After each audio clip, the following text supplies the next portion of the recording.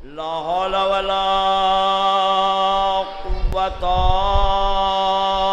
إلا بالله العلي العظيم. أعوذ بالله من الشيطان الرجيم. بسم الله الرحمن الرحيم. الحمد لله رب العالمين. الصلاة والسلام على سيد الأنبياء والمرسلين سيدنا ونبينا مولانا ومقتدانا وهادينا أبي القاسم محمد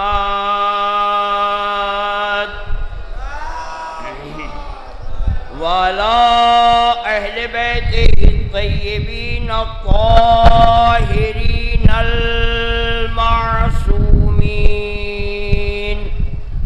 من يومنا هذا إلى يوم الدين.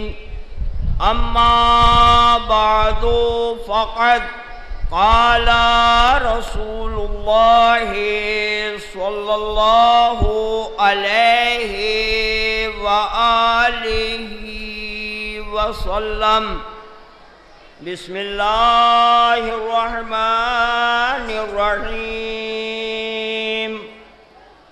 أنا مدينة العلم وعلي بابها. صلوات پڑھیں محمد وآلہ.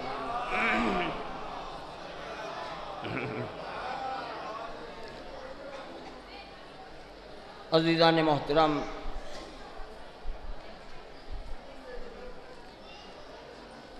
یہ پیغمبر اسلام کی مشہور و معروف حدیث،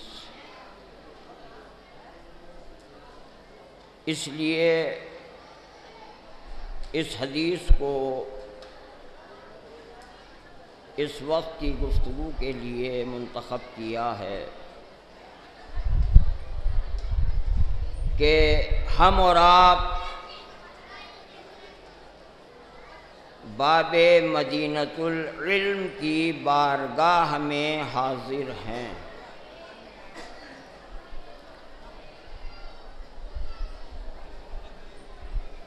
سیدھا سا ترجمہ پیغمبر فرما رہے ہیں، سرکار کا اعلان ہے، میں علم کا شہر ہوں اور علی اس کا دروازہ ہیں. عزیزان محترم، مسلسل آپ بہترین مجلسوں کو سنتے چلے آ رہے ہیں. میں نے مختصر سے وقت کے لیے اس حدیث پیغمبر کو جو عنوان کلام قرار دیا ہے وہ صرف اور صرف اس لیے کہ جب تک ہمارے پاس علم نہیں ہوگا اس وقت تک اس بارگاہ کے تقدس کا علم نہیں ہوگا کہ اس بارگاہ کا مرتبہ کیا ہے، اس بارگاہ کی فضیلت کیا ہے. علم ہوگا تو انسان محسوس کرے گا کہ مجلس سید الشہداء کی اہمیت کیا ہے۔ علم ہوگا تو انسان محسوس کرے گا کہ والدین کی اطاعت کیسے کی جاتی ہے۔ علم ہوگا تو انسان محسوس کر سکتا ہے کہ پڑوسی کے حقوق ہمارے اوپر کیا عائد ہیں۔ علم ہوگا تو کم از کم انسان یہ تو محسوس کر سکتا ہے کہ ہمیں کس انداز سے زندگی گزارنا ہے۔ اور اگر علم نہیں ہے تو پھر انسان اپنے کو انسان کہلانے کا بھی لائق نہیں۔ اب ظاہر ہے کہ میری فکر کچھ اور ہے اور آپ حضرات کی فکر ظاہر ہے کہ کچھ اور، لیکن میں جتنی دیر بھی آپ سے محو گفتگو رہوں گا، مقصد اور منشا میرا صرف یہ ہے کہ ہم جس کی محبت کا دم بھرتے ہیں کم از کم اس کی سیرت بھی تو ہمارے پاس ہونا چاہیے۔ دیکھیے اتنے مولا کے چاہنے والے اس بارگاہ میں حاضری کے لیے آئے ہیں نا، طرح طرح کی مرادیں لے کے آئے ہیں۔ ہر انسان، ہر آنے والا طرح طرح کی مرادیں لے کے آیا ہے اور اس یقین کے ساتھ آیا ہے کہ جس چوکھٹ پہ جا رہے ہیں جب وہاں سے غیر خالی نہیں پلٹے تو ہم کیسے خالی ہاتھ پلٹ سکتے ہیں؟ سب کو یقین، لیکن میں تمام آنے والے مولائے کائنات کے چاہنے والوں سے یہ گزارش کرتا ہوں کہ جہاں آپ اپنی مرادیں مانگنے کے لیے آئے ہیں، ایک منت یا ایک مراد میری طرف سے بھی مان کے جائیے، اور وہ یہ کہ مولا کم از کم ہمیں آپ کی سیرت تو مل جائے۔ اور اس موقع پر میں یہ کہہ سکتا ہوں کہ جہاں جہاں سیرت علی ہوگی وہاں وہاں علم بھی ہوگا، کمال بھی ہوگا، دولت بھی ہوگی، اقتدار بھی ہوگا۔ صلوات پہ محمد و آل محمد پر۔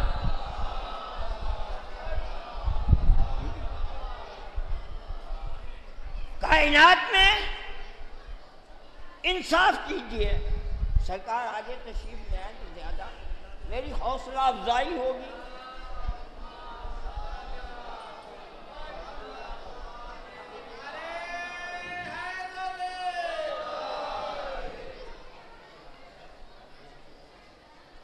یہ انصاف سے بتائیں کہ کائنات میں مولائے کائنات سے بڑا کوئی عالم ہے؟ کائنات میں مولائے کائنات سے بڑا کوئی سخی ہے؟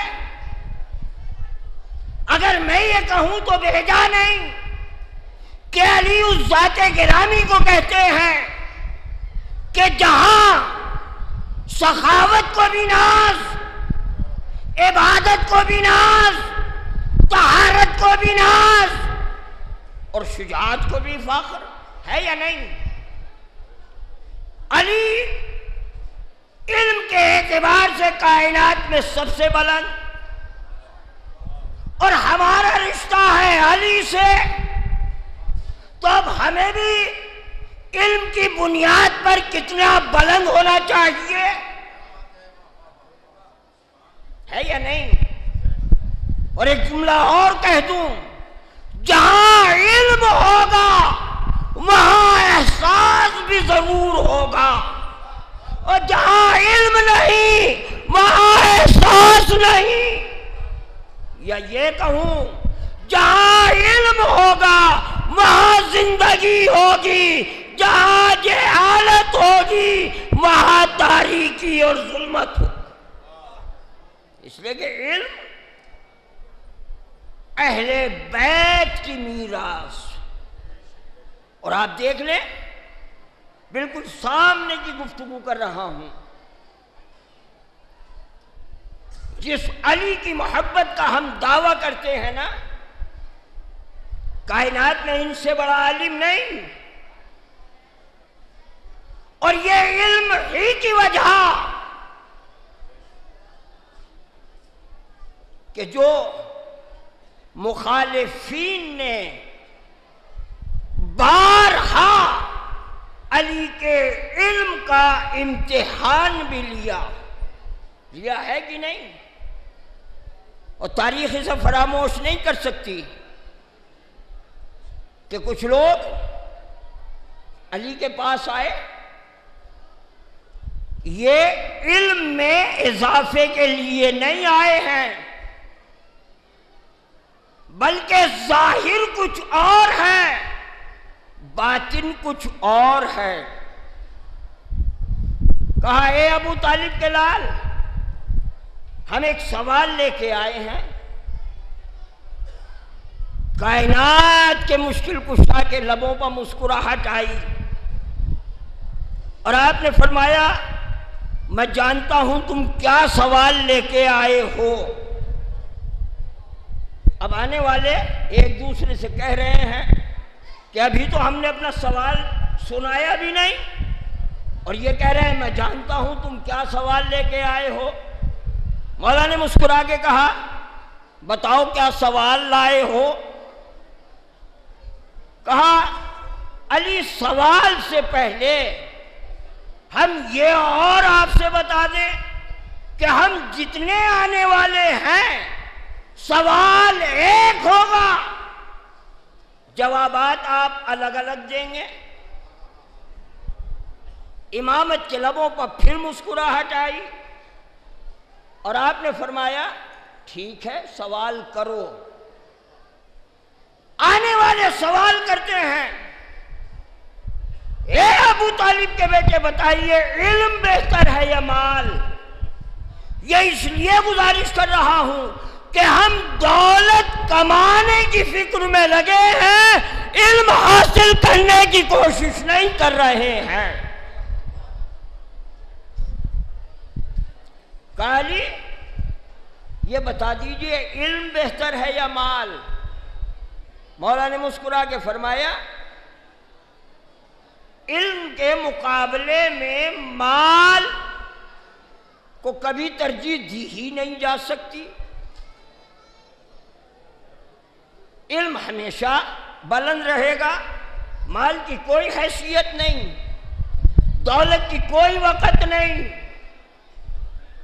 کالی، اب وضاحت بھی کیجئے کہ علم کیوں بہتر ہے، مال کیوں بہتر نہیں ہے؟ تو سنو گے علی والو علی کا جواب۔ علی فرماتے ہیں، سنو، علم اس لیے بہتر ہے مال سے کہ مال ہارون و قارون کا ترکہ، علم انبیاء کی میراث۔ دوسرا اٹھا، علی میرا بھی سوال یہی ہے۔ مولا نے مسکرا کے کہا، سوال کرو۔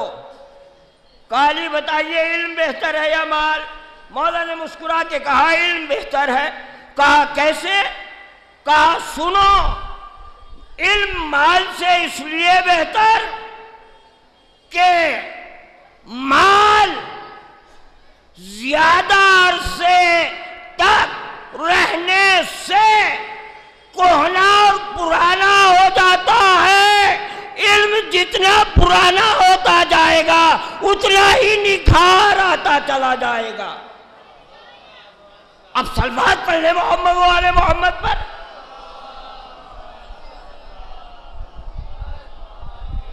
پھر سوال کرنے والا سوال کرتا ہے مولا علم بہتر ہے یا مال؟ علی علم بہتر ہے یا مال؟ مولا نے مسکرا کے کہا علم بہتر ہے، مال بہتر ہو ہی نہیں سکتا علم کے مقابلے میں. کہا کیوں؟ کہا اس لیے کہ مال کی صاحب مال کو حفاظت کرنا پڑتی ہے. مال کی صاحب مال کو حفاظت کرنا پڑتی ہے، علم خود صاحب علم کی حفاظت کرتا ہے. اب آخر میں سن لیں، سوال کرنے والا سوال کرتا ہے علی علم بہتر ہے یا مال؟ مولا نے مسکرا کے کہا علم بہتر ہے، مال کبھی بہتر نہیں ہو سکتا. کہا کیسے؟ وضاحت کیجئے. آپ نے فرمایا مال اس لیے بہتر نہیں ہے علم کے مقابلے میں، علم اس لیے افضل ہے دولت کے مقابلے میں کہ مالداروں کو لوگ بخیل اور کنجوس کہتے ہیں، صاحبان علم ہمیشہ سخی کہلاتے ہیں. یہ ہے علی کا علم.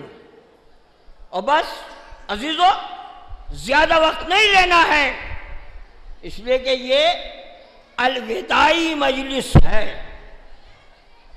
اور یہ میری اپنی خوش بختی بھی ہے اور یہ سعادت بھی ہے اس در کی بدولت کہ اس پروگرام کا آغاز بھی میں نے تلاوت کلام الہی اور حدیث قصہ کے ذریعے کیا تھا، اور آج اس پروگرام کا اختتام بھی ذکر خدا اور ذکر اہل بیت اطہار علیہ الصلوۃ والسلام پر سال آئندہ کے لیے اختتام بھی ہو رہا ہے.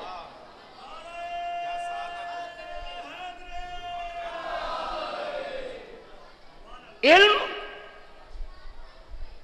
کمال کا نام ہے. اور ایک دو باتیں اپنے نوجوان بھائیوں کے لیے. علم ہوگا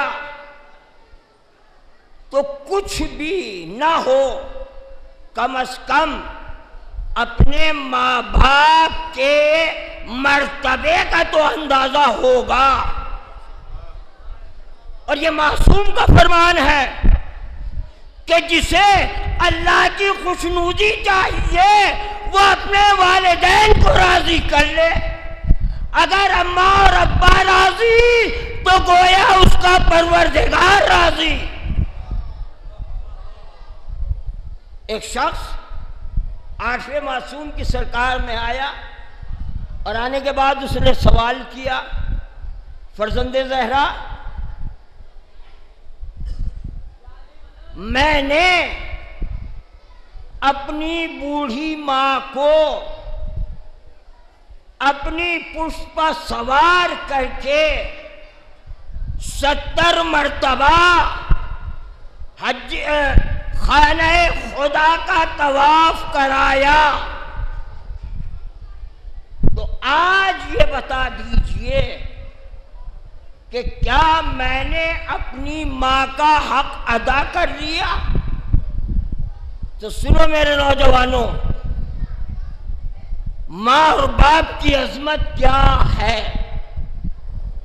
اور یہ کہیں اور سے نہیں پتہ چلے گا، یہ صرف اور صرف آل محمد علیہ الصلوۃ والسلام کے علم ہی سے پتہ چلے گا کہ ماں باپ کی عظمت کیا ہے. وہ کہتا ہے کہ کیا میں نے اپنی ماں کا حق ادا کر لیا؟ میری ماں بہنیں بھی سنیں. معصوم نے آپ کے اور میرے کیا فرمایا؟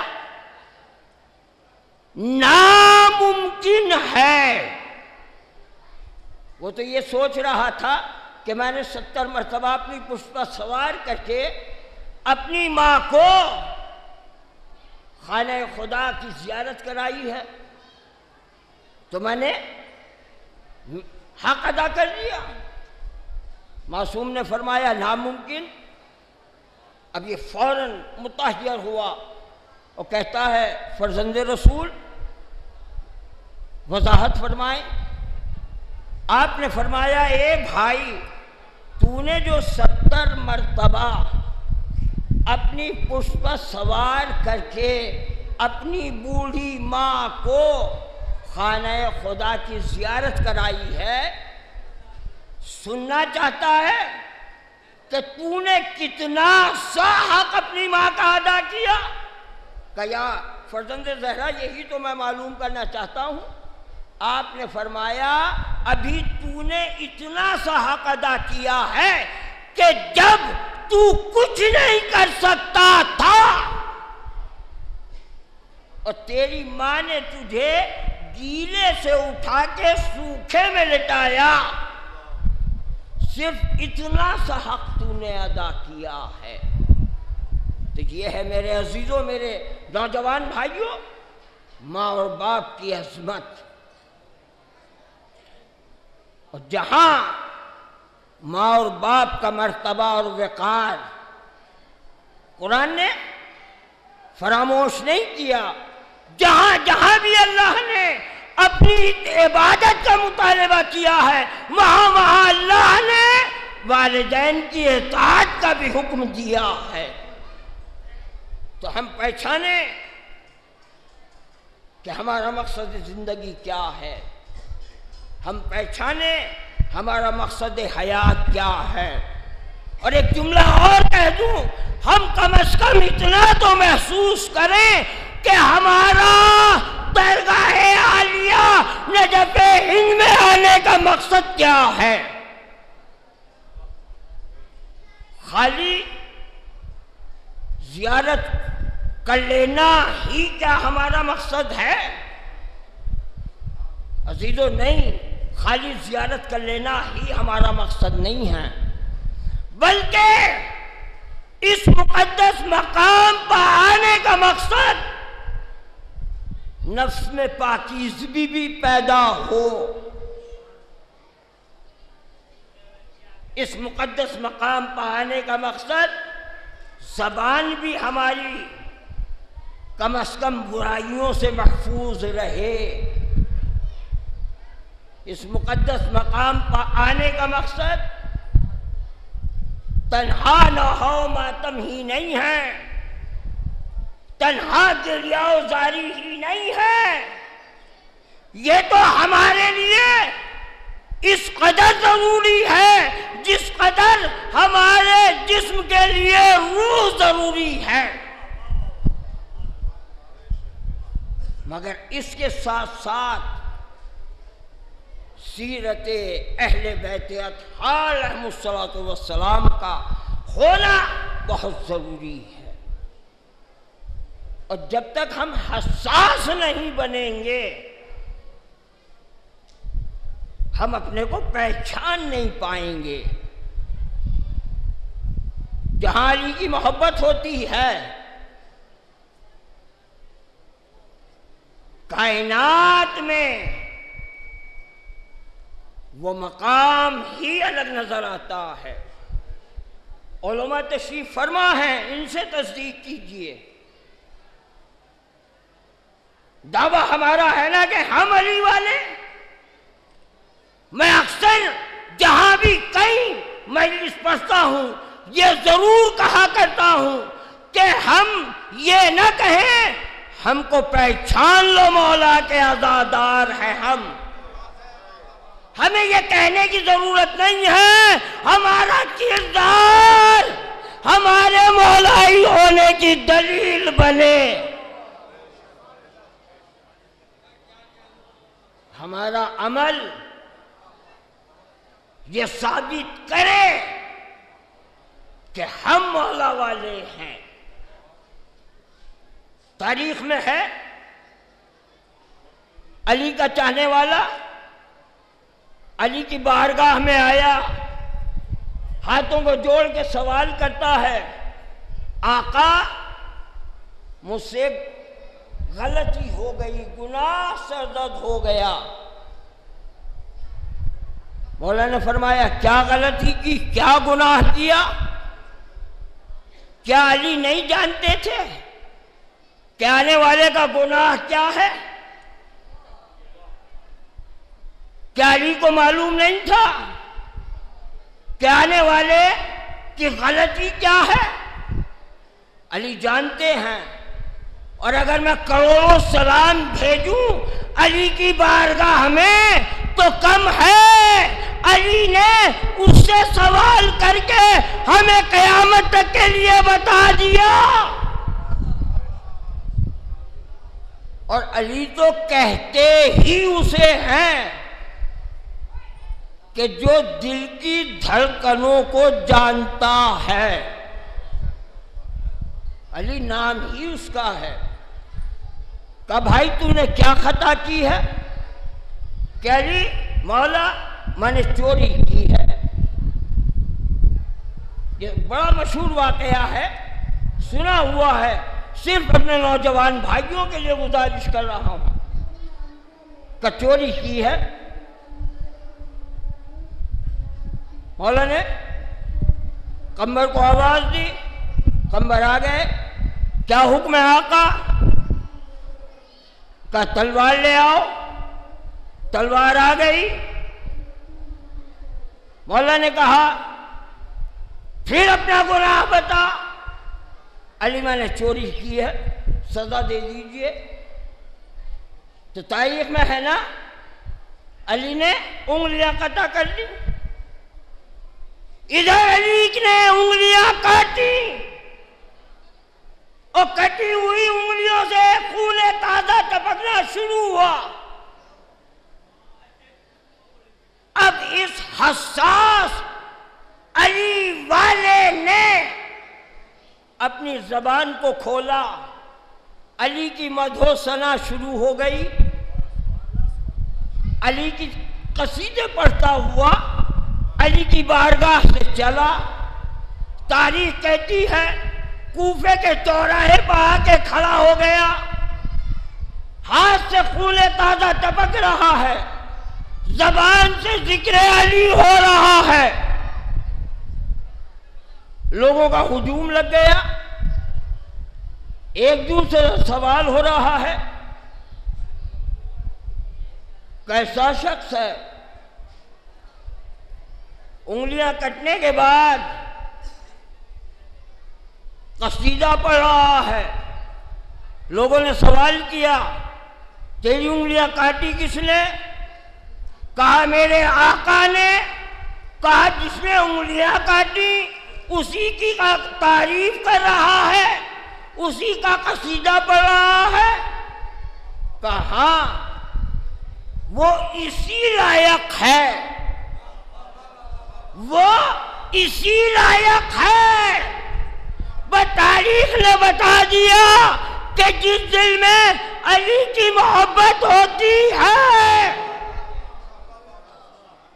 اما انگلیاں کیا دار پر جانے کے بعد بھی علی کی مدح و ثنا کرتا ہوا نظر آتا ہے۔ صلوات کرے محمد و آل محمد پر۔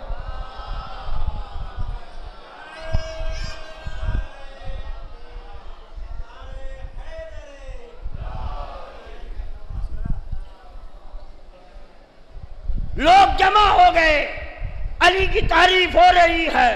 تاریخ کہتی ہے امام حسن کا گزر ہوا، امام نے دیکھا میرے بابا کا قصیدہ پڑھ رہا ہے، آئے پلٹ کے بابا سے بیان کیا۔ مولا نے مسکرا کے کہا حسن جاؤ اور اسے بلا لاؤ۔ آیا علی کی بارگاہ میں، لوگ بیٹھے ہوئے ہیں، مولا کے قریب پہنچا اور قریب بلایا علی نے، کٹی ہوئی انگلیوں کو دست مبارک میں لیا، اسی مقام پر لگایا جہاں سے جدا کی گئی تھی۔ نوجوانوں یہاں سے سن لو کہ جس دل میں علی کی محبت ہوتی ہے، علی اس کی کیسے مدد کرتے ہیں۔ کٹی ہوئی انگلیوں کو اس مقام پر لگایا جہاں سے جدا کی تھی.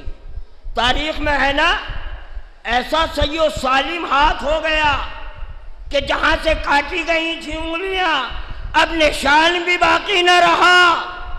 اب جو بیٹھنے والے تھے ایک شخص نے اٹھ کے سوال کیا علی جب جوڑنا تھی تو کاٹنے کی کیا ضرورت تھی؟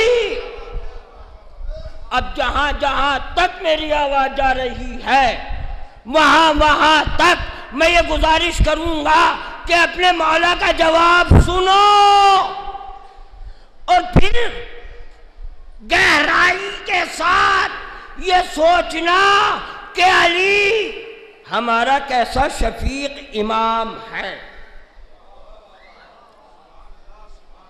لوگوں نے کہا علی جب کاٹنا جوڑنا تھی تو کاٹی کیوں؟ علی نے مسکرا کے جواب دیا سنو انگلیوں کو کاٹنا علی کی عدالت کا تقاضا، کٹی ہوئی انگلیوں کو جوڑنا اس کی محبت کا تقاضا. یہ ہے علی.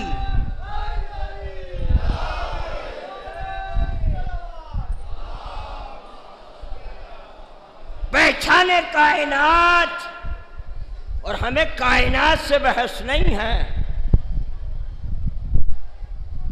ہمیں خود پہچاننا ہے.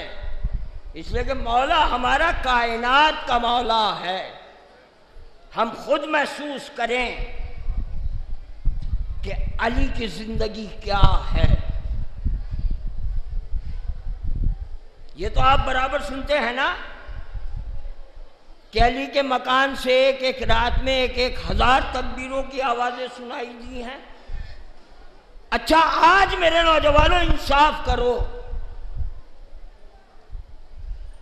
جس علی کے لیے نبی نے یہ سند دے دی کہ اے علی تمہاری ایک ضربت جو خندق کے دن عمرو ابن عبدود کے سر پر لگی وہ دونوں جہان کی عبادت پر حاوی ہے نا؟ یہ معصوم کی حدیث، پیغمبر کا فرمان ہے کہ نہیں؟ پھر کیا ضرورت ہے اس علی کو؟ اور یہ اپنا نہیں، یہ بیگانہ لکھ رہا ہے، غیر لکھ رہا ہے علی کے سلسلے میں. تو کم از کم ہمارا تو رشتہ ہے علی سے، ہم تو وابستہ ہیں علی سے. اور سب کچھ جانے دو میرے عزیزوں، کم از کم ہم یہ محسوس کر کے زندگی گزاریں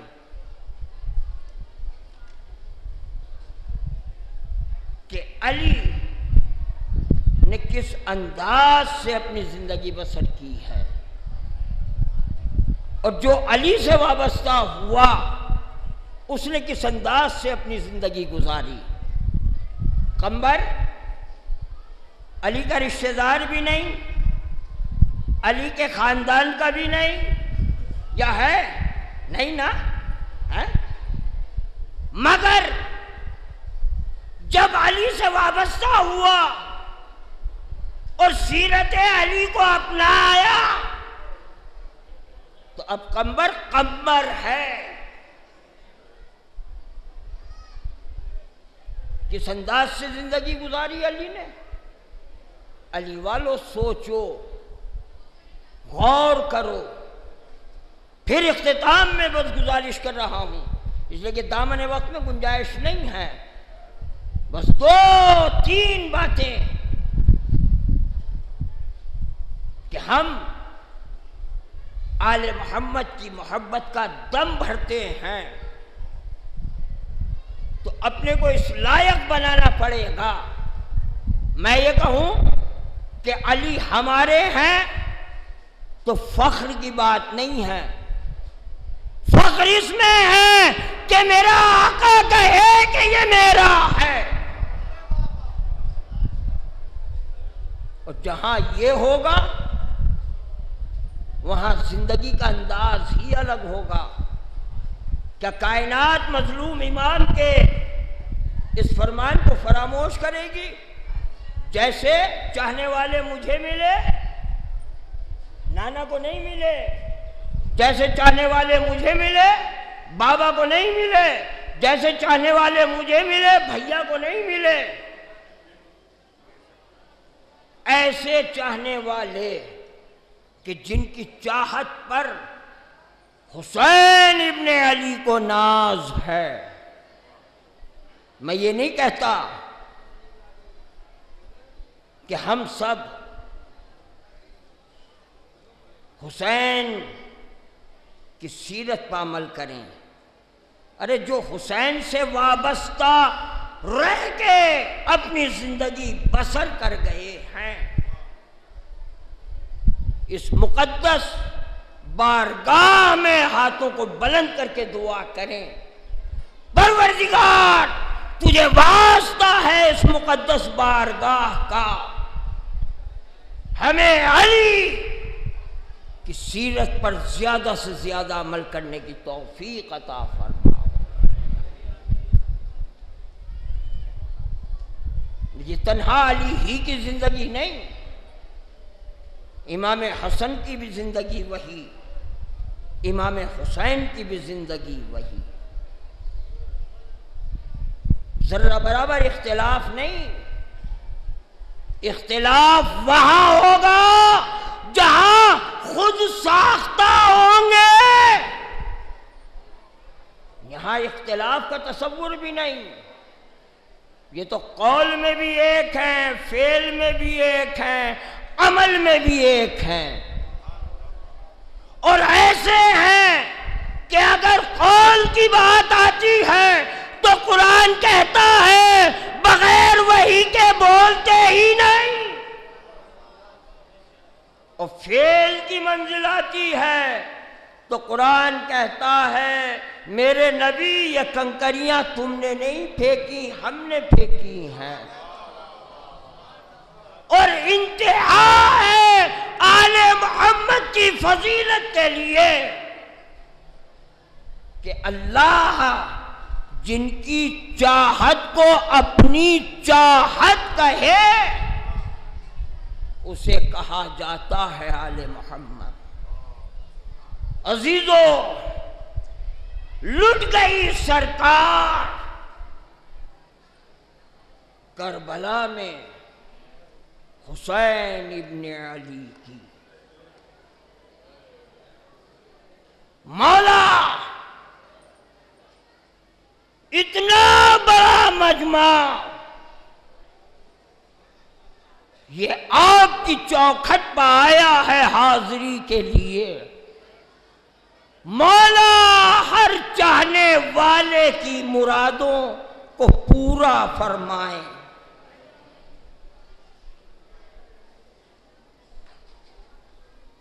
حسین علی کا بیٹا،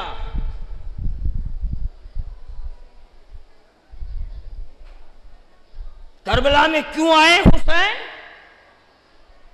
دین کو بچانے ہی کے لیے تو، یا اور کوئی مقصد تھا حسین ابن علی کا کربلا میں آنے کا؟ صرف اور صرف نانا کے دین کو بچانے کے لیے حسین اس وطن کو خیر بات کہہ رہے ہیں جو نانا کا وطن ہے۔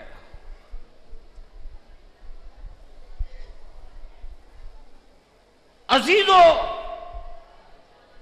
دور دراز سے یہاں آپ آئے ہیں نا، اپنے اپنے گھروں کو چھوڑ کے آئے ہیں نا مولا کی بارگاہ میں۔ ہر آنے والے کو یہ یقین ہے، اور یقین کب؟ جب گھر سے درگاہ عالیہ کے لیے مولا کے چاہنے والے چلے تو دل میں یہ یقین لے کے چلے کہ مقدس بارگاہ میں حاضری دیں گے اور اس کے بعد اپنے وطن واپس پلٹیں گے۔ میری مائیں اپنی گودیوں میں اپنے چھوٹے چھوٹے بچوں کو لے کے آئیں،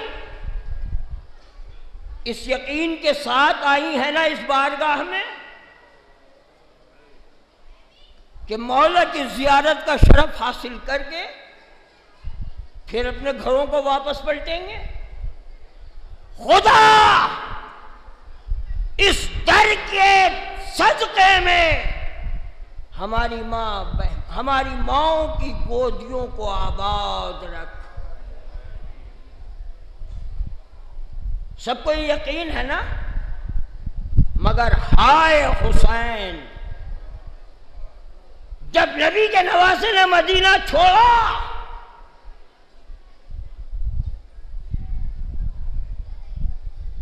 تو بڑی حسرت و یاس سے حسین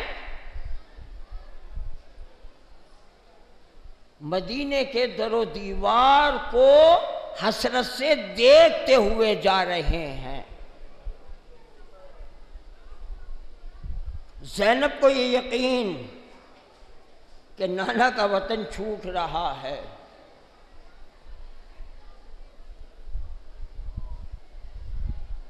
مدینے سے رخصت ہوئے، کربلا کو آ کے آباد کیا، 10 محرم آ گئی، حسین کا بھرا گھر کربلا میں لٹ گیا۔ 11 محرم کو حسین کے اہل حرم قیدی بنائے گئے۔ کروڑوں سلام عالمہ غیر معلمہ، اے شہزادی زینب، ہمارا سلام قبول کر لو۔ حسین کے اہل حرم قیدی بنائے گئے، قافلہ لے جایا جا رہا ہے، چلتے چلتے قافلہ رکا، زینب نے فضا کو قریب بلایا، فضا جا کے شمر سے پوچھ قافلہ کیوں روکا گیا ہے۔ فضا آئیں، آنے کے بعد کہا شمر، شہزادی نے پوچھا ہے قافلہ کیوں روکا گیا ہے۔ شمر کہتا ہے فضا زینب سے کہنا ابھی دربار سجا نہیں ہے، جب سج جائے گا تب قافلہ آگے بڑھے گا۔ فضا نے آ کے بتایا، زینب نے کہا فضا جا کے شمر سے کہہ دے اگر ہمیں برہنہ سر دربار میں لے جانا چاہتا ہے تو وہ چادریں دے دے جو ہمارے سروں سے کربلا میں چھینی ہے۔ فضا نے آ کے شمر سے کہا، شمر نے سنا اور کچھ دیر خاموش رہا۔ فضا نے محسوس کیا کہ شاید شمر چادریں واپس کرے گا، لیکن کچھ دیر خاموش رہنے کے بعد شمر کہتا ہے فضا زینب سے کہنا اب عباس نہیں ہے، زینب سے کہنا اب علی اکبر نہیں ہے، اے فضا زینب سے کہنا قاسم مارا گیا۔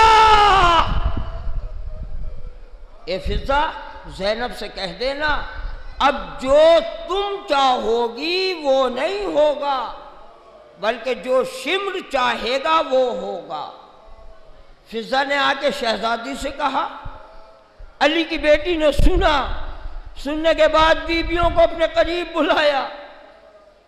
جب تمام بیویاں زینب کے قریب آ گئیں، زینب نے کہا بیویوں میں بددعا کرتی ہوں تم آمین کہنا، مقاتل کے لفظیں ہیں، ابھی علی کی بیٹی نے بددعا کے لیے ہاتھ بلند ہی کیے تھے، ایک مرتبہ بھیا کے کٹے سر پر نظر پڑی، زینب نے دیکھا آنکھوں سے آنسو ٹپک رہے ہیں، زینب خاموش ہو گئی، ہاتھوں کو جوڑ کے بھیا کے سر کی طرف کہتی ہے مادائے حسین ارے یہ بتا دو آنکھوں سے آنسو جاری کیوں ہیں؟ کٹے ہوئے سر سے آواز آئی، اے بہن زینب برہنہ سر دربار میں چلی جاؤ، نہیں تو محنت میری رائگاں ہو جائے گی۔ جزاکم ربکم عزادارو، زینب دربار میں بس آخری جملے، وہ وقت آیا کہ سید سجاد کو ظالم نے طلب کیا، بلایا، سجاد ہم تمہیں رہا کر رہے ہیں۔ میرے بیمار امام نے کہا ظالم بغیر پھوپھی کے مشورے کے کوئی جواب نہیں دوں گا۔ آئے پھوپھی کی سرکار میں، پھوپھی اماں ظالم نے ہمیں رہا کیا۔ کہا سجاد پھر تم نے کیا کہا؟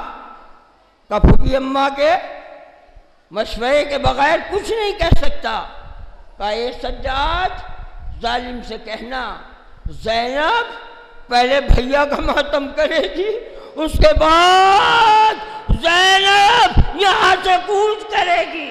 تاریخ کہتی ہے سید سجاد نے آ کے ظالم سے کہا، ظالم نے مکان خالی کرایا، زینب بیویوں کو لے کے اس مکان میں پہنچی، ارے اب ماتم شروع ہو گیا۔ زینب نے سجاد کو بلایا، بلانے کے بعد کہا بیٹا ارے ظالم سے کہہ دو ہمارے وارثوں کے سر بھی تو دے دے۔ تاریخ کہتی ہے سرحائے شہداء آنا شروع ہو گئے، ایک ایک شہید کا سر آتا رہا، بیویاں اٹھ کے لیتی رہی۔ عباس کا سر آیا، ام کلثوم نے بڑھ کے لے لیا۔ حسین کا سر آیا، زینب نے آغوش میں لے لیا۔ قاسم کا سر آیا، ام فروہ نے گود پھیلا دی۔ تاریخ کہتی ہے آخر میں 2 سر آئے۔ اب کوئی بھی ان سروں کو لینے کے لیے نہیں بکتی۔ جب کچھ دیر گزر گئی تو ایک شام کی بی بی نے کہا اے بیویوں کیا ان بچوں کی ماں اس دنیا میں زندہ نہیں ہے؟ اب جو زینب نے یہ جملہ سنا تڑپ کے کہا اے بی بی یہ نہ کہے ان کی ماں میں زینب موجود ہوں۔ عزادارو شہزادی کہتی ہیں ارے بھیا کا ماتم کروں یا اپنے لاڈلوں کا ماتم کروں؟ جزاکم ربکم عزادارو، ارے قافلہ روانہ ہو گیا۔ ارے اب یہ مدینے کے بعد تاریخ نے لکھا اہل حرم محملوں میں سوار، ایک مدرسے کے قریب حسینی قافلہ رکا، مدرسے سے باہر آئے، قافلے کو دیکھا، قافلہ آیا ہوا ہے، بچے آپس میں کہہ رہے ہیں کس کا قافلہ ہے، کہاں سے آیا ہے؟ عزادارو کوئی نہیں بتاتا کس کا قافلہ ہے، کہاں سے آیا ہے۔ بچے چاروں طرف گھوم رہے ہیں، کوئی بتانے والا مل جائے۔ آخر میں دیکھا کہ ایک نہیں بلاغا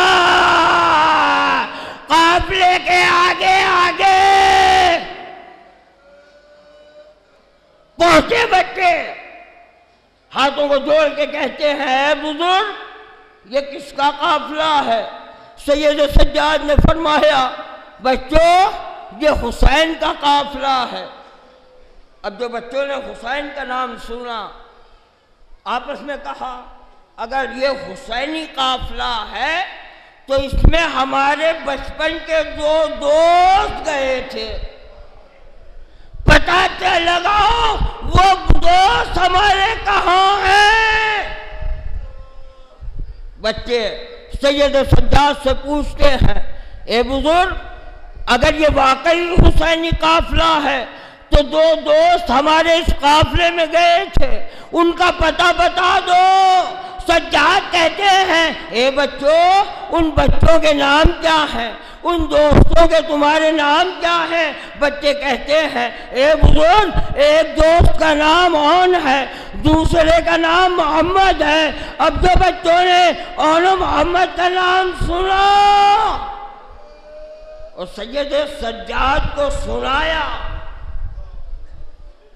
تو اب سید سجاد زبان سے کچھ نہیں کہتے۔ اون و محمد کا نام بچوں کی زبانی سن کے میرے بیمار امام نے اون و محمد کی دکھیا ماں کی محمل کی طرف اشارہ کیا، اے بچوں، ان بچوں کی ماں اس محمل میں ہے۔ بچے زینب کی عماری کے قریب پہنچے، محمل سے پردہ ہٹایا، بچوں نے ہاتھوں کو جوڑ کے کہا اے بی بی ہمارے دوست کہاں ہیں؟ زینب نے محمل سے کہا اے بچوں کن دوستوں کو پوچھ رہے ہو؟ کہا ہمارے دوست اون و محمد۔ بس شہزادی نے سنا، کربلا کا رخ کیا، اون و محمد، ارے تمہارے دوست تم سے ملنے کے لیے آئے ہیں، اے میرے لاڈلو، ارے کیا جواب دوں؟ اے بچوں، تمہارے دوست کربلا میں سو، الا لعنت اللہ علی القوم۔ الہی بحق الزہراء وابیہا وبعلہا وبنیہا، بسم اللہ الرحمن الرحیم۔ اللہم کن لولیک الحجۃ ابن الحسن العسکری صلواتک علیہ وعلی آبائہ فی ہذہ الساعہ وفی کل ساعہ ولیاً وحافظاً وقائداً وناصراً ودلیلاً وعینا حتی تسکنہ ارضک طوعا وتمتعہ فیہا طویلا۔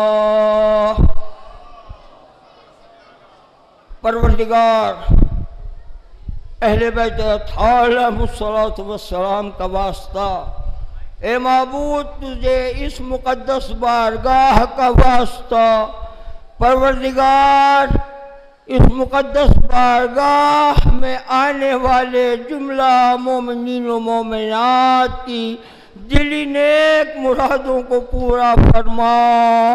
اے پروردگار اس مقدس بارگاہ کے صدقے میں ہمارے گناہ کبیرہ و صغیرہ کو معاف فرما۔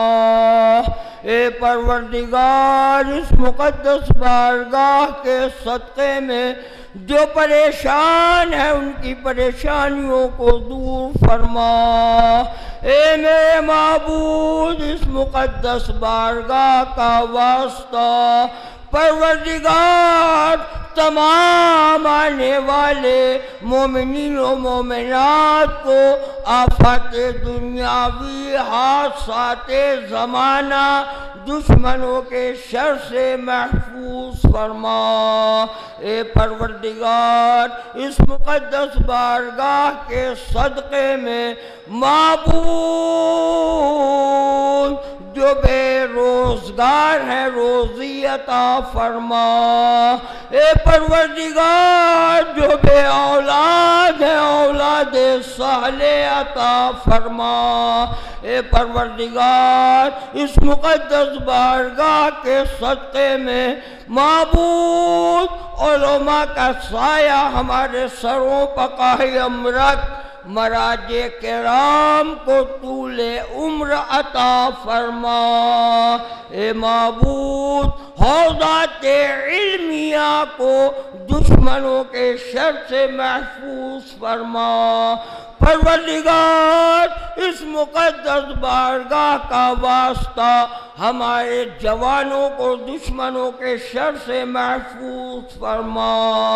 بزرگوں کا سایہ ہمارے سروں پر قائم رکھ۔ پروردگار ہمیں اس مقدس بارگاہ کے صدقے میں زیادہ سے زیادہ اعمال صالح انجام دینے کی توفیق عطا فرما۔